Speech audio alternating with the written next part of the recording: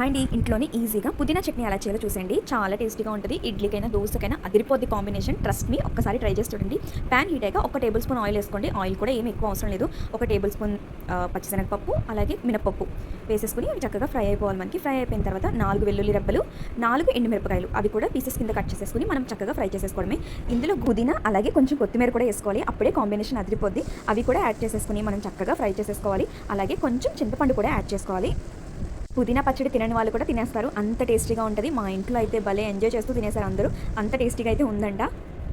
చాలామంది పుదీనా చట్నీ అంటే అంత ఇష్టంగా తినరు, కానీ ఇలా చేసి చూడండి, చాలా బాగుంటుంది. అలాగే చింతపండు కూడా యాడ్ చేశారు. ఇలా చక్కగా ఫ్రై అయిపోయిన తర్వాత ఫ్యాన్ కింద కానీ నీళ్ళల్లో అయినా పెట్టుకుని చక్కగా చల్లారి పెట్టేసుకోవాలి. చల్లారి పెట్టుకున్న తర్వాత మాత్రమే మనం మిక్సీ అయితే పట్టుకోవాలి.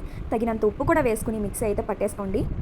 అలాగే మిక్సీ వేసేటప్పుడు అందులో కొంచెం ఏపిడి శనగపప్పు కూడా వేసుకుని మనం మిక్సీ పట్టుకుంటే చాలా టేస్టీగా ఉంటుంది. ఒక్కసారి ట్రై చేసి చూడండి, మీరైతే సూపర్గా ఉంది అంటారు. మనం మిక్సీ పట్టేటప్పుడు ఫస్ట్ అయితే వాటర్ యాడ్ చేయకుండా మిక్సీ చేసుకోవాలి ఏదైనా సరే. తర్వాత కొంచెం వాటర్ యాడ్ చేసుకుని మనం మిక్సీ పట్టేసుకుంటే చాలా సూపర్ టేస్టీ పుదీనా పచ్చడి అయితే రెడీ అయిపోతుంది. సూపర్ ఉందని మీరే అంటారు. ట్రై చేశాక కమెంట్ చేయడం కూడా మర్చిపోద్దు. మీరైతే వీడియో లైక్ చేసి సబ్స్క్రైబ్ చేయడం మాత్రం మర్చిపోవద్దు. Thank you.